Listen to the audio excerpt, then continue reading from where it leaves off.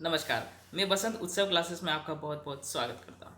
तो साथियों, आज की क्लास आपके लिए बहुत ही महत्वपूर्ण होने वाली है और आज की क्लास में मैं लेके आया हूँ मध्य प्रदेश से बहुत ही चयनित क्वेश्चन, जो कि लगभग मैंने सभी टॉपिक्स को इसमें कवर किया है और मैंने बहुत ही मेहनत से सभी प्रश्नों को चयनित किया है और आपकी आने वाली हर वह एग्ज़ाम जिसमें मध्य प्रदेश से क्वेश्चन बनते हैं, उन सभी प्रतियोगी परीक्षाओं के लिए बहुत ही महत्वपूर्ण होने वाला है। तो चलिए आगे बढ़ते हैं। चलिए, तो सबसे पहले थोड़ी सी सामान्य सी जानकारी हम प्राप्त कर लेते हैं कि क्या मध्य प्रदेश की सामान्य जानकारी है। जनसंख्या की बात करें तो यहाँ पर 7 करोड़ 26 लाख 26 हजार 809 लगभग जनसंख्या है। क्षेत्रफल की बात करें तो 3,08,252 वर्ग किलोमीटर में है। और जनघनत्व एक प्रति वर्ग किलोमीटर में कितने लोग बसते हैं, तो 236 लोग हैं। और गठन आपको पता है कि 1 नवंबर 1956 को हुआ था और इसका विस्तार जो है वह 21 डिग्री 21 से 26 डिग्री 55 उत्तरी अक्षांश, यानी कि ये ऊपर वाला क्षेत्र उत्तरी अक्षांश से 74 डिग्री 02 से 82 डिग्री 48 पूर्वी देशांतर के मध्य हैं, यानी कि पूर्वी देशांतर यानी इस क्षेत्र की बात हो रही है। अब देशांतर क्या होता है कि जो हमारी ग्लोब है, ग्लोब में आप देखे होगी जो खड़ी रेखाएं होती हैं वो देशांतर होती है, जिसमें भूमध्य रेखा जो है वो पृथ्वी के 2 भागों में बांटती है। ये रेखाएं इसलिए खींची गई हैं कि इनके माध्यम से जो है लोकेशन निकाला जाता है और विभिन्न जो टाइम जोन है उनको भी इनके माध्यम से निर्धारित किया जाता है। तो इनको डिग्री में विभाजित किया गया है, ठीक है, इनको डिग्री में जो है नापा जाता है। अब मध्य प्रदेश की और भी महत्वपूर्ण जानकारियाँ, जैसे कि मध्य प्रदेश का गठन मैंने आपको बताया है कि 1 नवंबर 1956 को हुआ था और छत्तीसगढ़ भी 1 नवंबर को ही अलग हुआ, जो सन 2000 में हुआ है। ठीक है, सन 2000 में छत्तीसगढ़ मध्य प्रदेश से विभाजित होकर ये अलग एक राज्य बन गया है। और मध्य प्रदेश की सीमाएं कौन कौन से राज्यों से लगती है, तो इधर उत्तर प्रदेश से लगती हैं, इधर राजस्थान, यहाँ पे गुजरात से, यहाँ पे महाराष्ट्र और यहाँ पे छत्तीसगढ़, यानी कि टोटल 5 राज्यों से मध्य प्रदेश की सीमाएँ लगती हैं। ठीक है, अब और भी महत्वपूर्ण बात करें, राजकीय पशु जो है बारहसिंगा है। राजकीय पशु कौन सा है? बारहसिंगा है। मछली महाशीर है। और पुष्प कौन सा है? सफ़ेद लीली है। ठीक है, सफ़ेद लीली। और इसके अलावा पक्षी कौन सा है? दूधराज, राजकीय पक्षी दूधराज है। ठीक है, लोकसभा सीटें कितनी हैं और राज्यसभा सीटें कितनी हैं, इसकी भी बात कर लेते हैं। तो लोकसभा सीटें जो हैं 231 और राज्यसभा में 11 सीटें मध्य प्रदेश से हैं। फल की बात करें तो आम जो है राजकीय फल है। ठीक है, पशु जो बारहसिंगा मैंने आपको बताया है। और पक्षी की बात करें, मध्य प्रदेश का राजकीय पक्षी जो है वह दूधराज है, दूधराज। और सुल्तान बुलबुल भी इसको कहा जाता है और इसका वैज्ञानिक नाम क्या है, मैं यहाँ पे लिख देता हूँ, पासरी, पासरी फोर्फिस, यह इसका वैज्ञानिक नाम है। चलिए अब चयनित महत्वपूर्ण क्वेश्चन की बात कर लेते हैं। वह काल जिसमें लेखन कला के प्रचलन के बाद भी उपलब्ध लेख नहीं पढ़े जा सकें, यानी कि वह काल कौन सा है जिसमें लिखित साक्ष्य तो मिले हैं लेकिन उनको अभी तक पढ़ा नहीं जा सका है। ठीक है, पहला ऑप्शन आपके बीच है प्राग ऐतिहासिक काल, या फिर आद्य ऐतिहासिक काल, या फिर ऐतिहासिक काल, या पूरा पाषाण काल। अब प्राग ऐतिहासिक काल कौन सा काल है? जिसमें अलिखित इतिहास है। इतिहास जो है वह अलिखित हैं। किस में? प्राग ऐतिहासिक काल। प्राग ऐतिहासिक काल का मतलब यही होता है कि इतिहास से पहले वाला काल जिसमें अलिखित हैं। आद्य ऐतिहासिक काल जिसमें लिखित साक्ष्य तो हैं लेकिन पढ़ा नहीं जा सका। सही ऑप्शन आपका दूसरा होगा, जिसमें लिखित साक्ष्य मिले हैं आद्य ऐतिहासिक काल में लेकिन उनको पढ़ा नहीं जा सका। ऐतिहासिक काल जिनका लिखित साक्ष्य हैं। पूरा पाषाण काल। और पाषाण काल साथियों यानी कि पत्थरों का युग, जिसमें कोई भी लिखित साक्ष्य नहीं है। इसमें पहला जो प्रथम काल है वो पूरा पाषाण काल है। ठीक है, और इसके बाद का काल मध्य पाषाण और फिर नव पाषाण काल।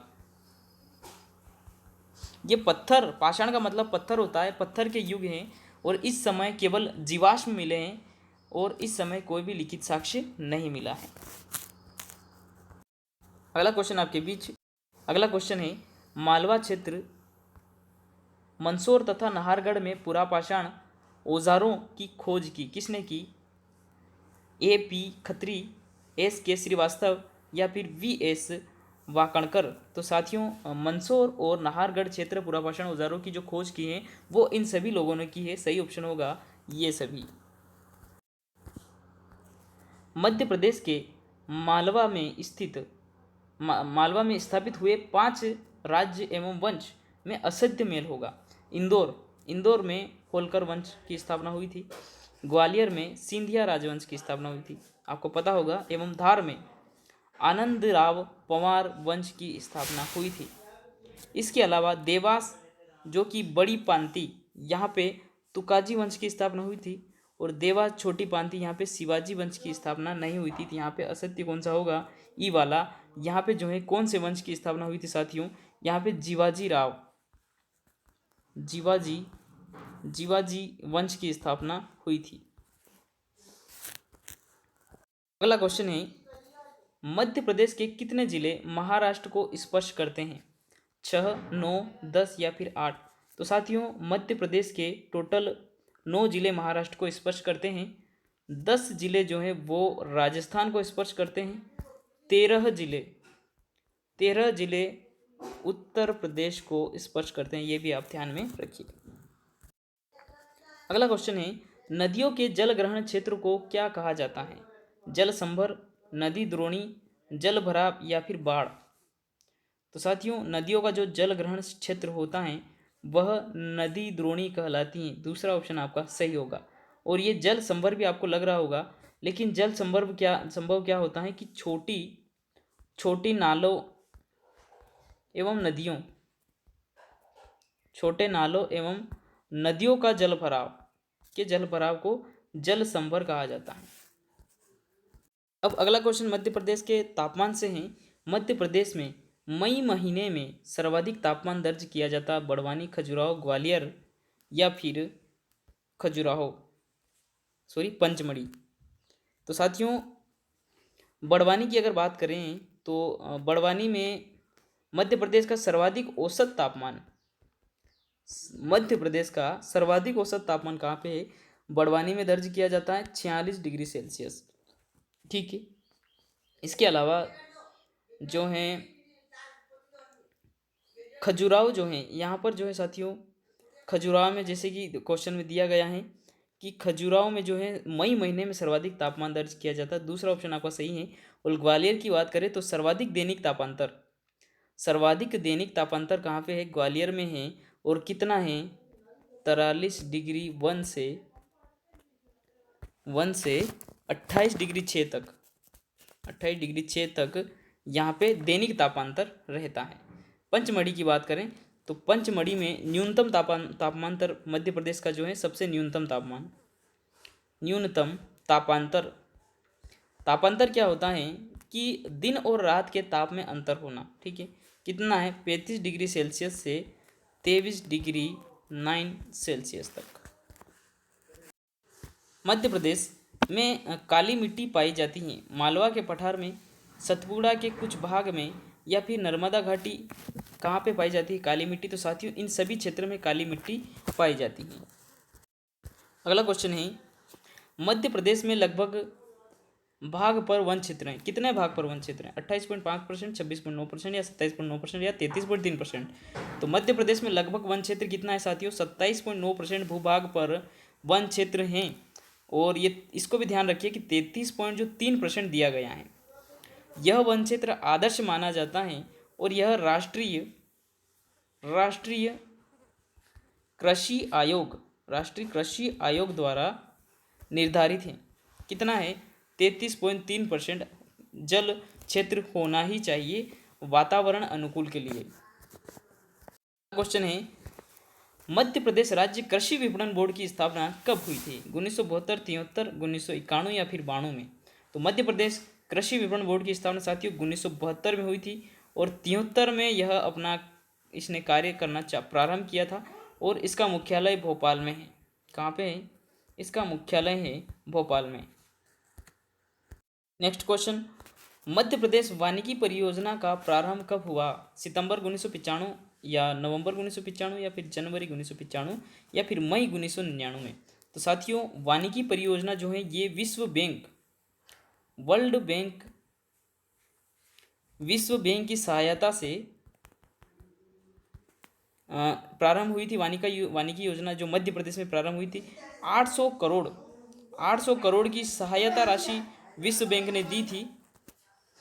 और साथियों ये जो वानिकी योजना है ये सितंबर 1995 में प्रारंभ हुई थी और यह वन संरक्षण से संबंधित है, जिसमें वृक्षों को बढ़ावा दिया जाता है, वृक्षों को लगाने से संबंधित, उनके संरक्षण से संबंधित। अगला क्वेश्चन है आपके बीच, सतपुड़ा राष्ट्रीय उद्यान अवस्थित है उमरिया, मंडला, होशंगाबाद या फिर सीधी में। तो साथियों सतपुड़ा राष्ट्रीय उद्यान जो है इसकी स्थापना हुई थी 1983 में और इस उद्यान को 1995 में प्रोजेक्ट टाइगर में शामिल किया गया। प्रोजेक्ट टाइगर इसको 1995 प्रोजेक्ट टाइगर में शामिल किया गया और 1983 में इसकी स्थापना हुई थी और यह साथियों होशंगाबाद में स्थित है। जिप्सम जिसको हरसोट कहा जाता है किस जिले में पाया जाता है? जबलपुर, रीवा, सागर या फिर रायगढ़। रीवा में पाया जाता है जिप्सम। सही ऑप्शन आपका दूसरा होगा। वह कौन सा शहर है जो कि ऊर्जा राजधानी के नाम से जाना जाता है? रीवा, सतना, सीधी या फिर कटनी। सतना को साथियों ऊर्जा की राजधानी कहा जाता है क्योंकि यहाँ पर जो कि बहुत ही कुशल विद्युत ऊर्जा संयंत्र हैं, इसलिए इसे ऊर्जा की राजधानी कहा जाता है। Next question, gun carriage factory कहाँ स्थित है? देवास, इंदौर, भोपाल या फिर जबलपुर में। तो साथियों गन कैरेज फैक्ट्री जो है वह भोपाल में अवस्थित नहीं है, वह जबलपुर में अवस्थित है।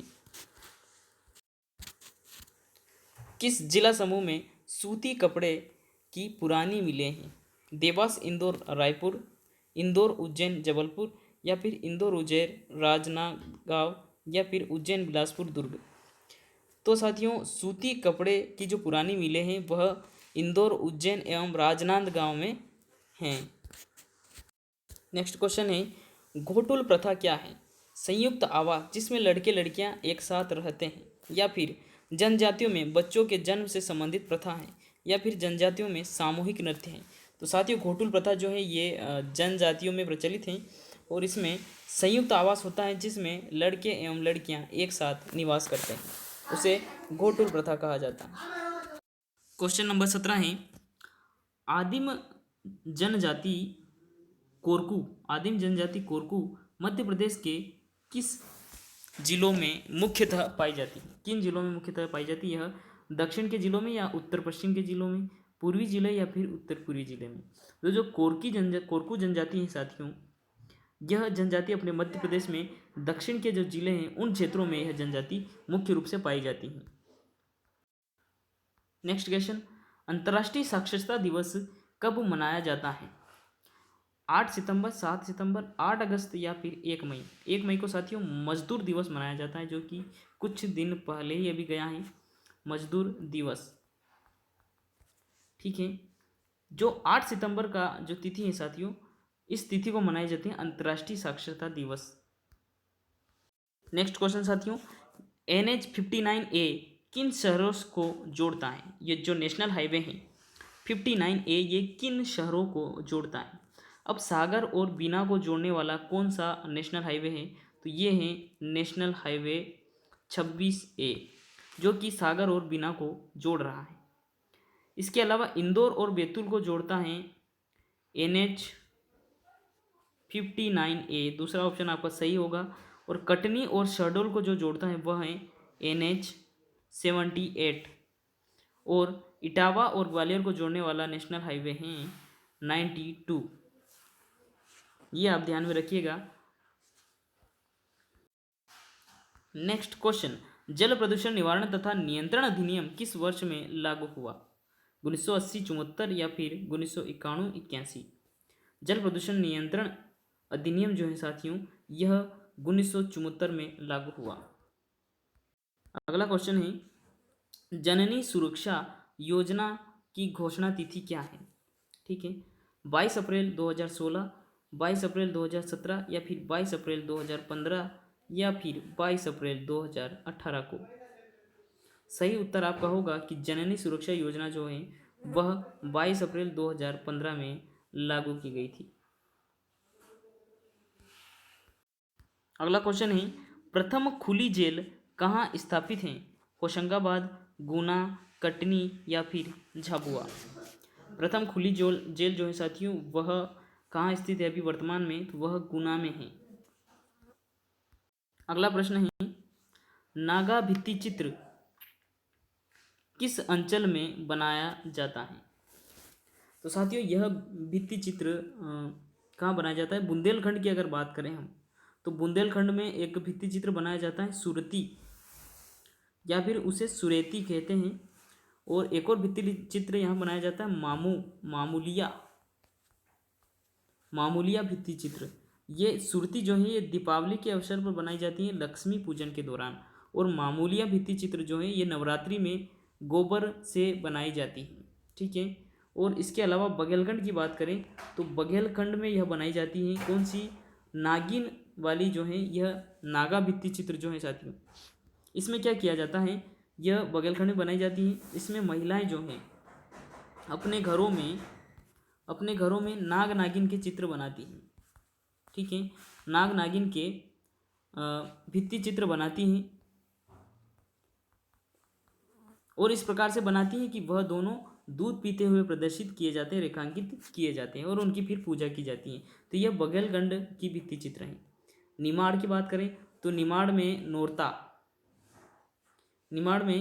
नोरता या फिर उसको नवरत भी कहा जाता है।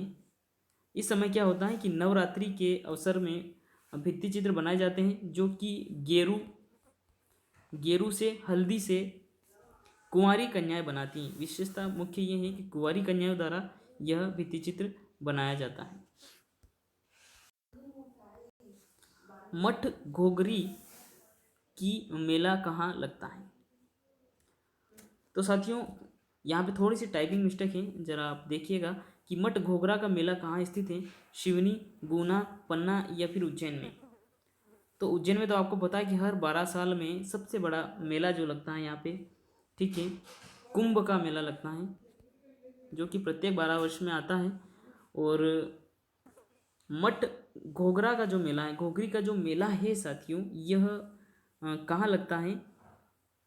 तो यह मेला शिवनी में लगाया जाता है। और किस समय लगता है? शिवरात्रि के समय।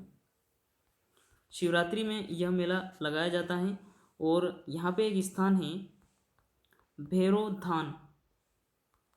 भैरोधान स्थान है, यहाँ पे जो है यह मेला लगता है। नेक्स्ट क्वेश्चन, मध्य प्रदेश का एकमात्र आदिवासी खेलकूद विद्यालय कहाँ स्थित है? सीहोर, झाबुआ, अलीराजपुर या फिर पेटलावद? तो मध्य प्रदेश का एकमात्र आदिवासी खेलकूद विद्यालय जो है साथियों यह अलीराजपुर में स्थित है। तो साथियों आज के इस वीडियो में मैंने 25 बहुत ही महत्वपूर्ण क्वेश्चन आपके बीच लेके मैं आया था जो सभी प्रतियोगी परीक्षाओं के लिए बहुत ही महत्वपूर्ण होने वाले हैं। वीडियो अच्छा लगा हो आप लाइक करें, ठीक है, साथ ही कमेंट ज़रूर करें साथियों। इसी के साथ अगर आप नए हैं तो चैनल को सब्सक्राइब करना ना भूलें और बेल आइकन को हिट करें ताकि आपको अगले वीडियो का नोटिफिकेशन मिल जाए। उसी के साथ वीडियो को शेयर करें ताकि अन्य साथियों तक पहुंच सके।